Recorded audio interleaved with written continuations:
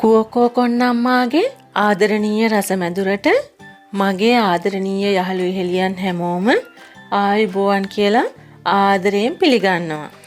ඔන්න මං අද ඔයාලට අරගෙන ආවා ගොඩාක් සෞඛ්‍ය සම්පන්න විදියට හදාගත්ත රෝල්ස් එකකට ආදේශකයක් විදියට භාවිතා කරන්න පුළුවන් රසම රස කෑමක රෙසිපි එකක්.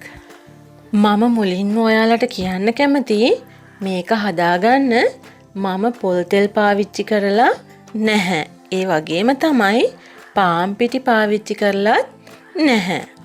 පොල් තෙල් පාන් පිටි කියන්නේ වර්තමාන තත්ත්වයට එක්ක බලනකොට ලෝකයේ සමස්ත ප්‍රතිශතයෙන් වැඩි කොටසකට ආහාරයට නුසුදුසු ආහාර ද්‍රව්‍ය දෙකක් විදිහට තමයි හඳුන්වාගෙන තියෙන්නේ. ඉතින් ඒ දෙකෙන් මිදිලා අපි මේක කොහොමද හදාගන්නේ? අපිට මොනවද මේකට අවශ්‍ය වෙන්නේ කියලා බලමු. මම මේකේ පාන් පිටි වෙනුවට ආදේශකයක් විදිහට තෝරගත්තේ whole wheat cream cracker biscuit එක. ඒ බිස්කට් එකෙන් බිස්කට් 20ක් විතර මම සූදානම් කරගෙන තියෙනවා. ඔයාලට පුළුවන් පැණි රස නැති ඕනම බිස්කට් වර්ගයක් මේ සඳහා යොදා ගන්න.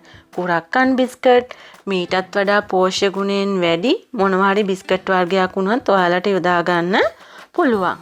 ඊට අමතරව පිරවුම සඳහා තම්බලා පොඩි කරගත් අල ග්‍රෑම් 500ක්, තොන්න ග්‍රෑම් 200ක්, ලීක්ස් ග්‍රෑම් 100කුත්, ලොකු බීලුණු ගෙඩියකුත්, කරපිංචා කොළ ටිකකුත් මේ ආකාරයට පුංචිවට කෑලි හිටින විදිහට කපාගෙන තියෙනවා.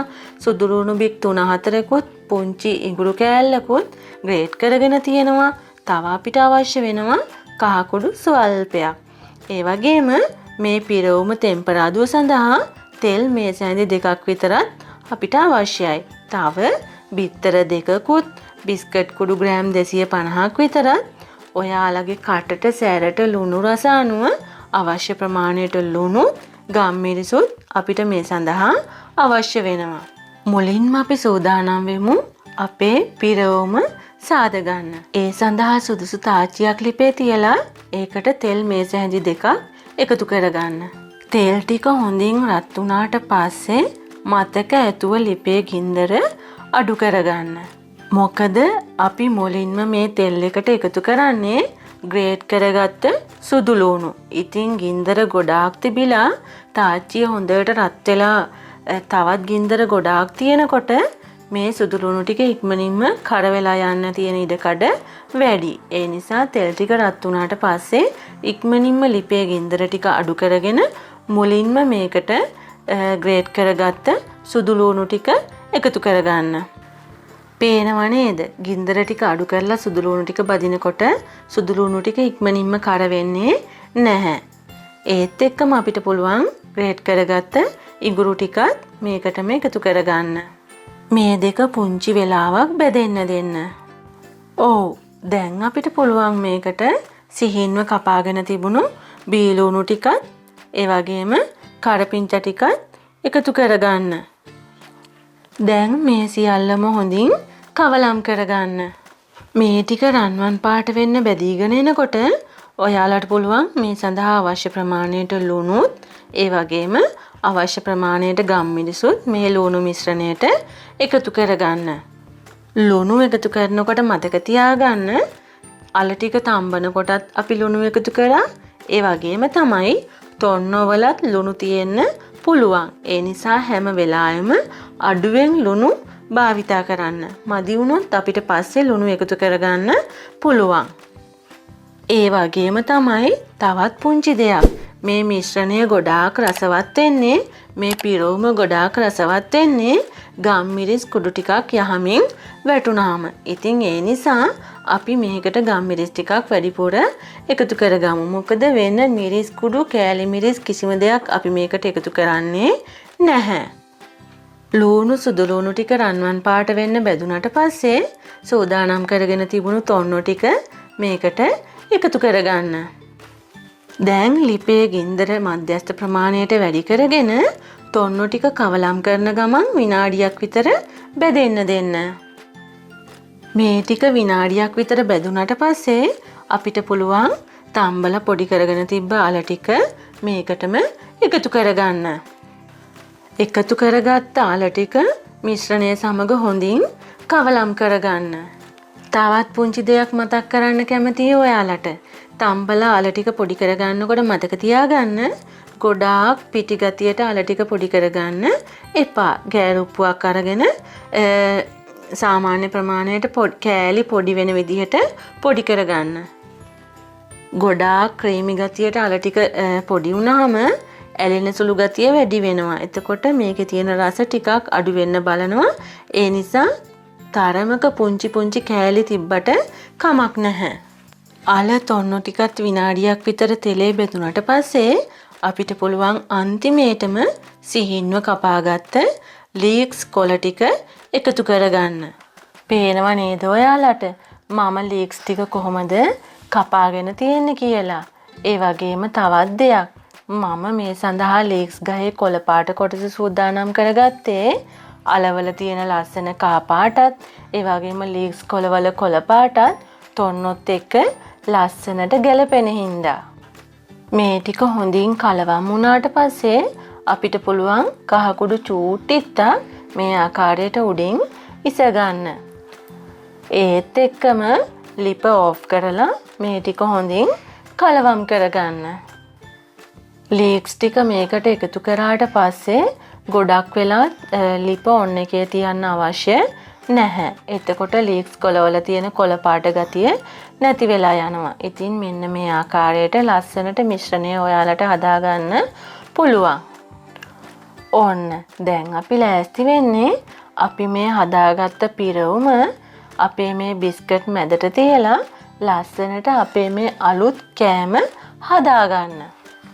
ඔයාලා සූදානම් කරගෙන තිබුණු බිත්තර දෙකට අවශ්‍ය ප්‍රමාණයට ලුණු කුඩු චූට්ටක් එකතු කරලා ගෑරුප්පුවකින් මේ ආකාරයට කලවම් කරගන්න. ඒ වගේම තමයි අපි මේක හදාගන්නේ oven එකට දාලා නිසා oven එකට දාන්න සුදුසු ට්‍රේ එකක් අරගෙන ඒකට තෙල් චූට්ටක් ස්ප්‍රේ කරගන්න. මම නම් පාවිච්චි කළේ oven එකේම ට්‍රේ එක. අපිට මේ පිරෝම යොදලා බිස්කට් ටික හදාගන්න විනාඩි 15ක් 20ක් වගේ පුංචි කාලයක් ගත වෙන නිසා අපිට දැන් පුළුවන් අපේ oven එක සෙල්සියස් අංශක 200ට ප්‍රීහීට් වෙන්න දාගන්න. මුලින්ම මෙන්න මේ ආකාරයට ඔයාලා සූදානම් කරගෙන තියෙන බිස්කට් එකක් අරගෙන ඒකේ ඇතුල් පැත්තට ඔයාලා සාදගත්ත මිශ්‍රණයෙන් අවශ්‍ය ප්‍රමාණයට පිරෝම එකතු කරගන්න. දැන් තවත් බිස්කට් එකක් අරගෙන ඒකට උඩින් මෙන්න මේ ආකාරයට තද කරගන්න. ඔයාලට පුළුවන් හතර පැත්තම මෙන්න මේ විදිහට ලස්සනට ගානට පිරුම හිටින විදිහට සකස් කරගන්න. මේ ආකාරයට හදාගත්ත මේ බිස්කට් එක මේ බිත්තර භාජනයේ හොඳට තැවෙරෙන විදිහට ගිල්ලවලා ළඟම තියෙන බිස්කට් කුඩු වල තවර ගන්න. වටේටම හොඳට බිස්කට් කුඩු ගෑවෙන විදිහට හැම පැත්තක්ම හරවලා හොඳට බිස්කට් කුඩු ටික තවර ගන්න. ඔයාලා මේ එකපාරක් බිස්කට් කුඩු තවරගත්ත බිස්කට් එක නැවත වතාවක් බිත්තරවල ගිල්ලවලා තවත් පාරක් බිස්කට් කුඩු හොඳට තවර ගන්න පුළුවන්. එහෙමත් නැතිනම් පළවෙනි පාරෙන්ම හොඳට බිස්කට් කුඩු ටික වටේටම තවර ගන්න. මෙහෙම දෙවෙනි වතාවට කරනකොට බිස්කට් එක ගොඩාක් ලස්සනට හදාගන්න අපිට පහසුයි. ඊට පස්සේ ඔයාලට පුළුවන් තෙල් ගාලා සූදානම් කරගත්ත ට්‍රේ එකට මේ බිස්කට් එක තියාගන්න. තවත් එක බිස්කට් එකක් ඔයාලත් එක්ක මම හදන්නම්. ඔයාලා මතක තියාගන්න ඔයාලා මේ යොදාගන්න පිරවුම ඔයාලට ටිකක් උසට අවශ්‍යයි නම් ටිකක් වැඩිපුර යොදා ගන්නත් පුළුවන්. පැතලිවට පුංචිවට වාලා හදා ගන්නවා නම් ටිකක් අඩුවට මේ සඳහා යොදා ගන්නත් පුළුවන්.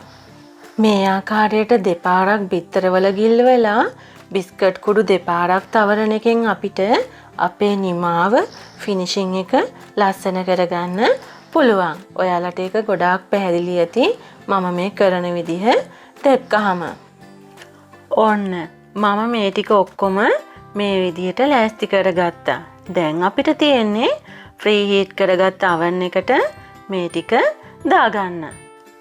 විනාඩි 20ක් ගත වුණා. oven එක උඩ යට දෙකම රත් වෙන්න දාලා තිබුණ නිසා බිස්කට් එක මේ විදිහට දෙපැත්තම golden brown එකට crispy ගතියට ලස්සනට කර වෙලා තියෙනවා. තෙල් අඩංගු නෑ, පාන් පිටි අඩංගු නෑ. ඒ වගේම පිටි ටික අනාගන්න යන කාලය, පිපෙන්න තියාගන්න යන කාලය ඒ සේරම ඉතුරුයි. තවත් දෙයක් ඔයාලට කියන්න ඕන.